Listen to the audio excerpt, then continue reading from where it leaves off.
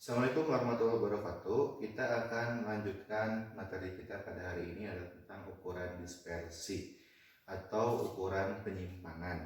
Nah, seperti kita tahu bahwa statistik itu uh, adalah merupakan alat bantu untuk melakukan penelitian ya, terutama yang bersifat kuantitatif. Dan biasanya kalau penelitian yang bersifat kuantitatif menggunakan statistik, kemudian ada sampel dan populasi. Karena sangat berat ketika kita memiliki data yang banyak harus meneliti seluruh populasi ya, sehingga kita cukup untuk mengambil beberapa sampel saja ya. Nah, karena yang kita ambil itu adalah sampel, yang kita teliti itu adalah sampel dan hasilnya digeneralisir untuk populasi, maka itu pasti memiliki tingkat kesalahan ya. Dalam ilmu sosial itu biasanya tingkat kepercayaannya sebesar 95%, berarti tingkat kesalahannya adalah 5%.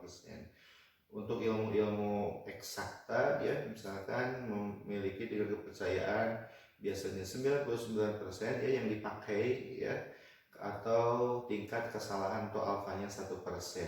Nah, besarnya tingkat kepercayaan, tingkat kesalahan itu tergantung kepada peneliti sendiri. Mau berapa persen dia menerapkan tingkat kepercayaannya ya, mau berapa persen dia menerapkan tingkat kesalahannya ya. Dan hari ini kita akan mempelajari ya ukuran dispersi. Ada dua macam, ada standar deviasi, ada skewness ya. Nah, standar deviasi itu adalah besarnya penyimpangan ya, rata-rata ya dari penelitian kita ya. Berapa sih besarnya simpangan bakunya itu ya dari data yang kita punya itu ya. Nah, maka sebelum mencari nilai standar deviasi ya, ada nilai lagi. Nah, ini masih melanjutkan ya tabel distribusi frekuensi kita. Maka kita harus ya mencari nilai ya, dua nilai lagi, ada x kuadrat. Nah ya, kemudian ada fx kuadrat. Nah, x kuadrat adalah nilai x dikuadratkan ya. Misalkan ini berarti 22 kuadrat. Berapa sih nilai 22 kuadrat ya? Nah, fx itu adalah nilai f dibagi x kuadrat, berarti 2 dikali 22 kuadrat berapa? Maka itu adalah nilai fx kuadratnya. Kemudian setelah itu kita jumlahkan ya, sigma x kuadrat kemudian sigma fx kuadrat. Nah, setelah dijumlahkan, ini setelah nanti kalian silahkan hitung ya sendiri ya.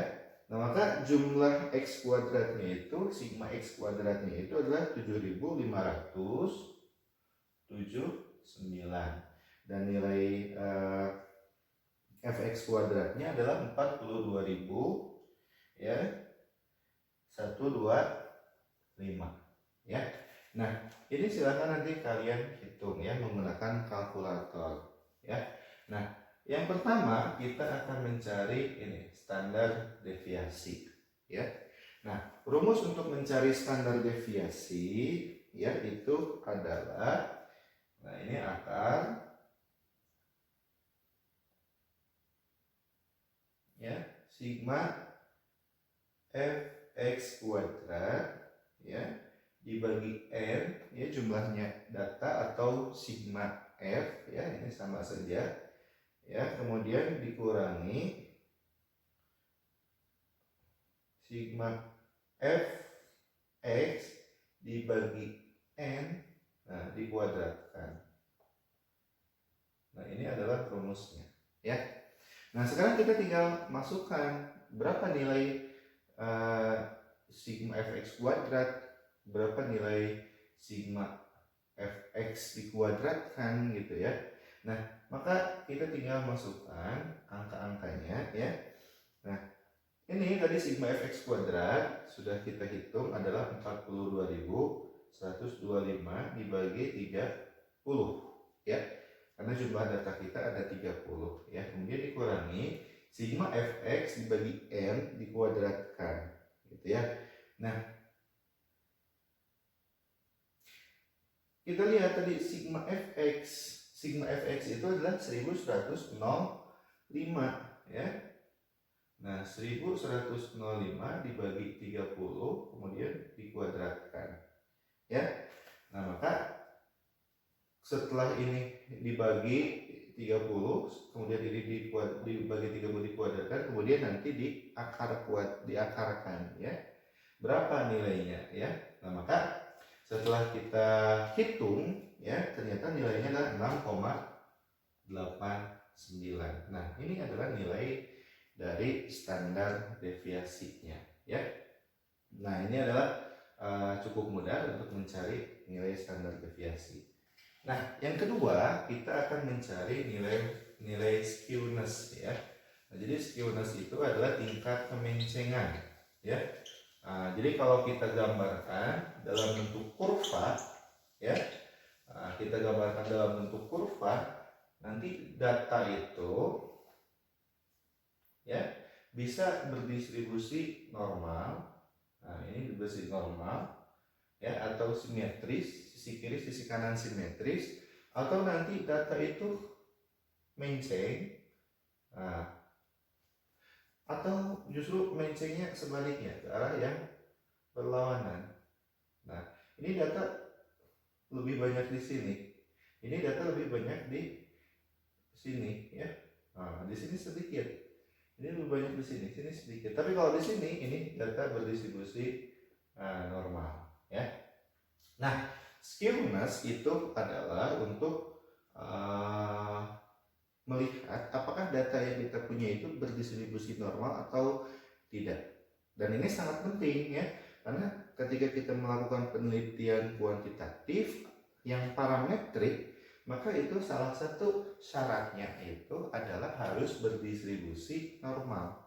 Karena kalau tidak berdistribusi normal, tidak bisa dilakukan pengujian secara parametrik ya. Maka kita harus melakukan pengujian yang non parametrik, karena kalau yang non parametrik tidak mensyaratkan data berdistribusi normal. Nah, untuk mencari skewness ini rumusnya cukup gampang ya.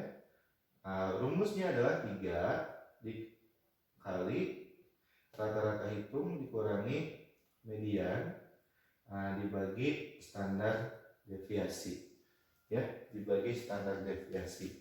Nah, ini nilai-nilai ini sudah kita cari pada pertemuan sebelumnya. Standar deviasi tadi juga kita sudah cari ya. Nah, sehingga ini 3 rata-rata hitung. Nah, kita sudah hitung pada pertemuan yang dulu itu adalah 36,83 dikurangi mediannya itu adalah 38,05 ya tadi ya. Nah, kemudian dibagi standar deviasi ya. Nah, tadi standar deviasinya berapa? Dari yang sudah kita cari yaitu 6,89 ya. Nah, nanti nilai dari ini ya, berarti ini 3 dikali 36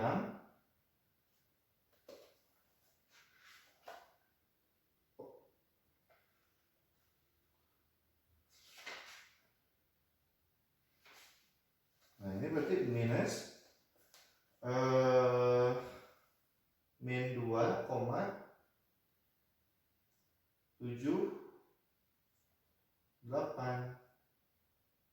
ya, kemudian dibagi 6,89 ya. Nah, maka setelah kita kalikan ini 278 kali 3 ya, ini 24 ya, 21 223 ini 6 78 8,34 ya.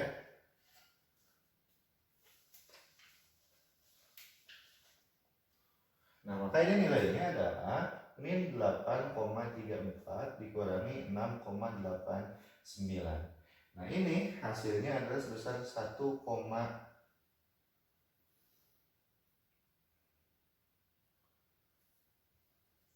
8,34 dibagi 6,82 ya. Nah itu hasilnya sekitar berapa? Kita hitung dulu ya.